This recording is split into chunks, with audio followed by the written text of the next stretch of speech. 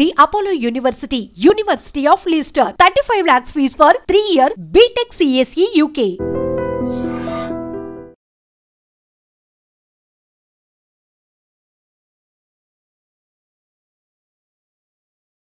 చూస్తున్నారు కదా ప్రజెంట్ అయితే నిన్న అంజలి వాళ్ళ మదర్ ఎవరైతే ఉందో కన్న కూతురే అతి కిరాతకంగా చంపించింది శివ అండ్ వాళ్ళ తమ్ముడు యశ్వంత్ తో కలిసి అందరూ మైనర్సే. ఆ పాప మైనరు, స్కూల్ 10th క్లాస్ చదివే పాప, ఇన్స్టాగ్రామ్ లో పరిచయం అయిన వ్యక్తి, అతను నల్గొండ అని తెలుస్తుంది. సో ఇదే వాళ్ళ ఇల్లు. ప్రజెంట్ అయితే ఇక్కడ మీరు చూస్తున్నారు కదా ఇదే వాళ్ళ ఇల్లు. మీరు లోనకి రండి. సో ఇక్కడే పాపం నిన్న ఈవినింగ్ ఒక 7:30, 6 ఆ టైంకి అయితే వచ్చినట్టు తెలుస్తుంది. సో ఇక్కడ మనకి క్లియర్ గా లాక్ వేసి ఉంది కాబట్టి ఇంటికి మీకు ఆ లోపల చూపిస్తాను. సుత్తి తీసుకొని కొట్టడం అయితే జరిగింది. వాళ్ళు ఆ పాప పిలిపించిందంట. పిలిపించి చిన్న పాప ఉంటుంది, చిన్న పాప స్కూల్ దగ్గరికి వెళ్ళింది. స్కూల్ దగ్గరికి వెళ్ళిన తర్వాత ఈ పాప వాళ్ళ మమ్మీ వాళ్ళు ఇంట్లో ఉన్నప్పుడు పూజ చేసుకుంటూనే సంథింగ్ ఏదో వర్క్ చేసుకుంటున్నప్పుడు వెనకాల నుంచి వచ్చి ఆ సుత్తి తీసుకొని దాడి చేయడము, ఆ విచక్షణ రహితంగా కొట్టి చంపడం అయితే చేసినారు. ఆ ముఖం మీద కూడా ఘాట్లు ఉన్నాయి, మీకు క్లియర్ గా చూపిస్తాను లోపల. అయితే ఇక్కడ ఏం జరుగుతుందంటే వాళ్ళ మదర్ అంజలి పాపం ఆమె ఏం జరుగుతుందో కూడా తెలియదు. ఆల్రెడీ ఎందుకు ఈ మర్డర్ చేయాల్సి వచ్చిందంటే గతంలో వీళ్ళిద్దరూ లేచిపోయినారు. ఈ శివ అండ్ వాళ్ళ పెద్దమ్మాయి లేచిపోవడం జరిగింది. లేచిపోయిన తర్వాత పోలీస్ వాళ్ళు పట్టుకొచ్చి కేసు వేసి వాళ్ళకి కౌన్సిలింగ్ కూడా ఇచ్చారు. కౌన్సిలింగ్ లో ఇచ్చి మీరు ఇలా చేయకూడదు, మైనర్స్ మీరు తప్పు అని చెప్పిన తర్వాత కూడా ఈ రోజు కేసు కోర్టులో సాక్ష్యం చెప్పాలి. ఈ రోజు కోర్టుకి వెళ్ళాలి. కోర్టుకి వెళ్ళి సాక్ష్యం చెప్తే వాడికి ఎక్కడ శిక్ష పడుతుందో అన్న ఆ ఇదితో అది మనసులో పెట్టుకొని కోపంతో ఆ పిల్ల వాడు మాట్లాడుకొని పాపం ఆమె ఇంట్లో ఉన్నప్పుడు వెనక నుంచి వచ్చి దాడి చేయడం అయితే జరిగింది. అంటే ఇక్కడ చుట్టుపక్కల వాడు కూడా చాలా ఆశ్చర్యంగా అసలు ఏం సౌండ్ కూడా రాలేదు అని అయితే చెప్తున్నారు. కానీ చిన్న పాప చెప్పిన దాన్ని బట్టి అయితే ముఖం నిండా ఘాట్లు ఉన్నాయని చెప్పి క్లియర్ గా అర్థమవుతుంది. మీకు ఒకసారి చూపిస్తాను, క్లియర్ గా చూడండి. లోపల అక్కడ గ్యాస్ అవన్నీ చిందరవందరగా పడి ఉండడము, ఇవన్నీ ఉన్నాయి. ఆ సుత్తి ఇవన్నీ తీసుకొని ఇష్టం వచ్చినట్టు కొట్టి అక్కడ సుత్తి పెట్టినట్టు కూడా క్లియర్ గా తెలుస్తుంది. ఇక్కడ విజువల్స్ అయితే మీకు క్లియర్ గా కనిపిస్తుంది. ఇంట్లో చూస్తున్నారు కదా, ఇక్కడ క్లియర్ గా చూస్తున్నారు కదా, కిటికీలో నుంచి మొత్తము అక్కడ సుత్తి కనిపిస్తుంది కదా. మీకు ఒక్కసారి జూమ్ చెయ్యి, అలా క్లియర్ గా ఉంది కదా. మనము వర్క్ చేస్తాము, అది కన్స్ట్రక్షన్ వర్క్ లో యూజ్ చేస్తారు. అక్కడ రక్తం మరుగుడు కూడా క్లియర్ గా ఉన్నాయి మీకు అక్కడ కింద. అంత పెద్ద సుత్తి తీసుకొని ఇష్టం వచ్చినట్టు విచక్షణ రహితంగా దాడి చేయడం అయితే జరిగింది. మైనర్స్, మళ్ళీ ఆ పాప మైనరు కొంచెం కూడా ఇది లేకుండా చిన్నప్పటి నుంచి కష్టపడి పెంచిన కన్న తల్లిని అక్కడ సామాన్లన్నీ కింద పడి ఉన్నాయి కదా. ఏదో ఘర్షణ అయితే జరిగింది క్లియర్ గా, కాకపోతే బయటకు అయితే ఎలాంటి సౌండ్స్ రాలేదని చెప్తున్నారు. ఇక్కడ పక్కన వాళ్ళు ఉన్నారు, అడిగి తెలుసుకుందాము. అంటే ఒకసారి మీకు సౌండ్లు ఏం రాలేదా అంటే? ఉండండి, ఏం కాదు. మీకు సౌండ్లు ఏమన్నా వచ్చినాయా? లేదు రాలేదు. వస్తే ఎవరైనా సాయం చేసేవాళ్ళం కదా, సౌండ్స్ ఏం రాలేదు. ఆ టైంలో చిన్న చినుకులు పడ్డాయి తప్ప ఇంకేం లేదు.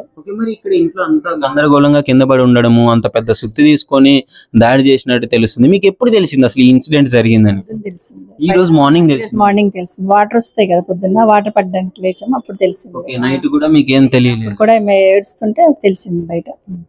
నీ పేరు? మనస్విని. ఒక్క నిమిషం.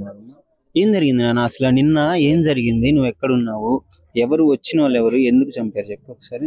నేను అసలు నిన్న స్కూల్లో టెస్ట్ పెట్టానని చెప్పి స్కూల్ కి వెళ్ళి ఉండే. అసలు వెళ్ళిపోతుండే నేను స్కూల్ కి. అయితే రేపు టెస్ట్ పెడతా అని టీచర్ చెప్పింది, అందరు కన్ఫర్మ్ గా రావాలని చెప్తే సరే అని చెప్పేసి నేను వెళ్ళి ఈవినింగ్ 4 కి వదిలేస్తారు. ఇంటికి వచ్చే వరకు మమ్మీ అక్క పడుకొని ఉన్నారు. పడుకొని ఉంటే మమ్మీ నన్ను పోయి శ్రీజక్కని తీసుకురా అన్నది. శ్రీజక్క ఉంటది, ఆ అక్కని తీసుకురా అన్నది. నేనేం చేసినా సరే నా అక్క దగ్గరికి పోయి అక్క వాళ్ళని అడిగితే వాళ్ళ మమ్మీ వాళ్ళు చెప్పారు ఏమని, అక్క అదేంది ట్యూషన్కి వెళ్ళింది ఇప్పుడు రాదు అని చెప్పారు. అయితే నేను వచ్చేసిన. అక్కడ వరకు వచ్చినాక అక్క బయటికి వచ్చి మళ్ళీ లోపలికి వెళ్ళినప్పుడు ఈ శివ అనే వాళ్ళు లోపల ఉన్నారు. అయితే నాకు తెలియదు, ఇది ఇప్పుడే తెలుసు.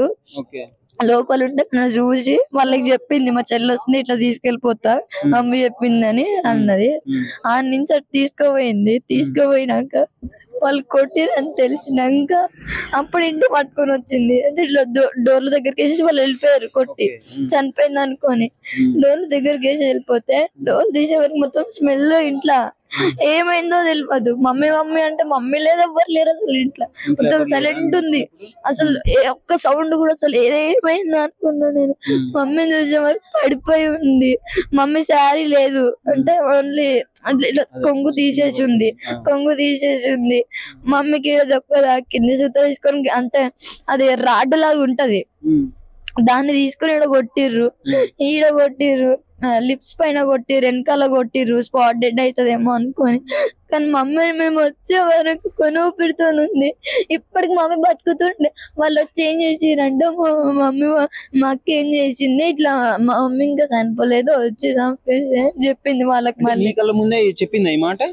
నాకు తెలియదు ఆమె ఎప్పుడు చెప్పింది కానీ ఆమెనే చెప్పిన అనేసి చెప్పిందంట. చెప్తే వాళ్ళు వచ్చి నన్ను అక్క వాళ్ళ ఇంటికి పంపించేసారు. ఏమని, నువ్వు ఇక్కడ ఉంటే మళ్ళా మీ మమ్మీ చూస్తే ఏమంటది అంటే, అయ్యో నా పిల్లల్ని వదిలేసి నేను పోతానేమో అనుకోండి, డిప్రెషన్ లోకి వెళ్ళిపోయి మీ అమ్మకి ఏదన్నా అవుతుంది, నువ్వు మీ అమ్మకి కళ్ళ ముందు కనబడకు, మీ అమ్మకి అసలు కనబడకు, అక్క వాళ్ళ ఇంట్లోకి అన్నారు. నేను నమ్మే వెళ్ళిన వరకు మమ్మీని చంపేసినాక వాళ్ళిద్దరు వెళ్ళిపోయినాక అక్క నా దగ్గరకు వచ్చి, ఇప్పుడు ఎవరి దగ్గర ఉంటావు, పెద్దమ్మల దగ్గర ఉంటావా, పోలీస్ స్టేషన్ పోతావా, పోలీస్ కి అయితే ఫోన్ చేయకు వద్దు. అప్పటికి కూడా మమ్మీ చంపేసినాక కూడా ఇంకా పోలీస్ ఫోన్ చేయకు నువ్వు అన్నది.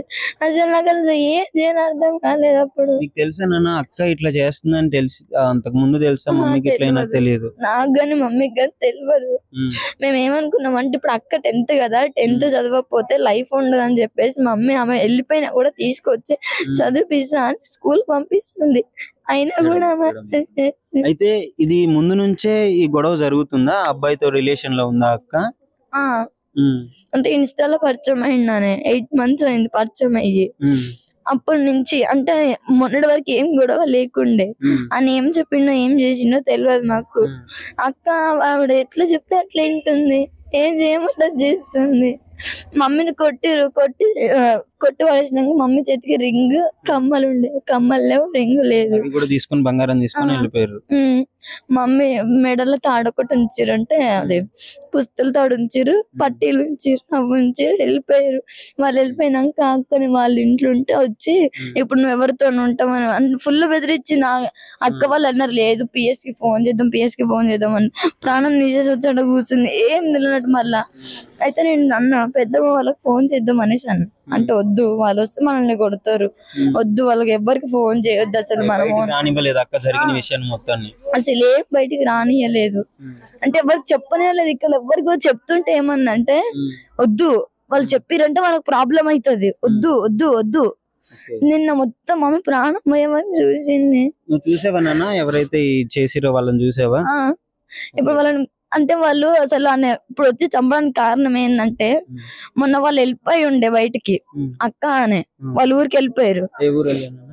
నల్గొండలో చెన్నూరు వాళ్ళ మమ్మీ వాళ్ళ దగ్గర. వాళ్ళ మమ్మీ వాళ్ళు కూడా సపోర్ట్ చేసి ఏం చేసిరంటే వాళ్ళ ఇంట్లో పెట్టుకున్నారు. అయితే ఫోన్ ట్రేస్ చేసి లొకేషన్ చూపిస్తే అక్కడికి వెళ్ళిరు, పట్టుకొని తీసుకొచ్చినాక నేనేమో రిమాండ్ ఉంచిరు, అక్కనేమో మమ్మీ దగ్గర వదిలేసిరు.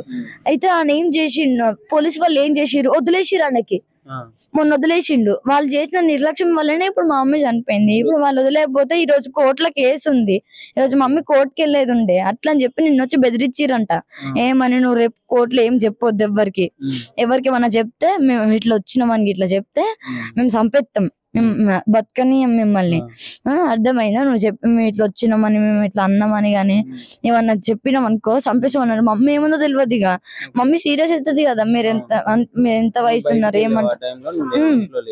మమ్మీ పంపిస్తేనే నేను బయటికి వెళ్ళిన, మమ్మీ చెప్తానే వెళ్ళిన. అసలు అక్క మీద నమ్మకం లేదు నాకు, అయినా కూడా ఎట్లా నమ్మని నాకు అర్థమవుతలేదు. అనవసరంగా నిన్న ఇటు వచ్చేసి ఉంటే అయిపోయింది ఉండే. ఈడనే ఉన్నా నేను.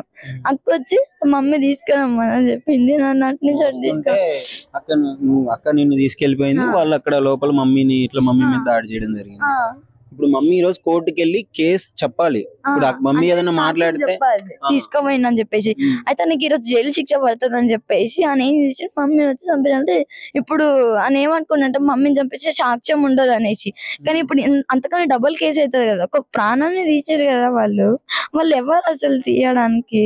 మరి ఏంటన్నా ఇప్పుడు అక్కే చంపించింది కదా, అసలు ఏమనుకుంటున్నావు చెప్పు. మరి వాళ్ళు ఎలాంటి శిక్ష పడాలనుకుంటున్నావు చెప్పు. చిన్న పిల్లవి నువ్వు, ఇప్పుడు ఈ ఏజ్ లో ఇలాంటి పెయిన్ నీకు వాళ్ళైతే ముగ్గురు బయటికి రావద్దు అసలు. వాళ్ళు బయటికి వస్తే ఈ ప్రపంచానికి మంచిది కాదు. ఇప్పుడు నీకు ఎవరైనా ఉన్నారా నాన్న? ఇప్పుడు మామయ్య గాని ఇట్లా ఎవరైనా డాడీ వాళ్ళ సైడ్ ఉన్నారు, డాడీ వాళ్ళ side? మామ వాళ్ళు ఉన్నారు. సరే, ఓకే. చిన్న పిల్ల ఇప్పుడు మాట్లాడింది చిన్నమ్మాయి. వీళ్ళక్క ఈ మర్డర్ చేయించింది కలిసి. ఈ రోజు కోర్టులో ఇంతకు ముందే వీళ్ళక్క అతను లేచిపోవడం జరిగింది. సో వెళ్ళిపోయిన తర్వాత కోర్టులో కేసు అయింది.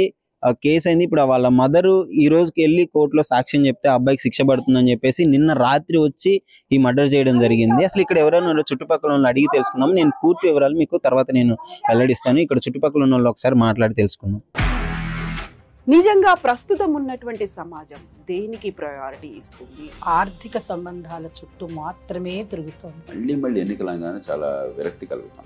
మంచి అనిపిస్తుంది కదా, లేడీస్ కూడా ఛాలెంజింగ్ జాబ్స్ చేసినప్పుడు చాలా బాగుంటది. ట్రాఫిక్ అసిస్టెంట్స్ గా నియమించిన ట్రాన్స్జెండర్స్ అందరితో సాల్యూట్ చేయించుకుంటున్నారు. ఫుడ్ డెలివరీ ఇవ్వటానికి వెళ్ళినటువంటి డెలివరీ బాయ్ అనిల్ పై కళ్ళ ముందు పెళ్ళండి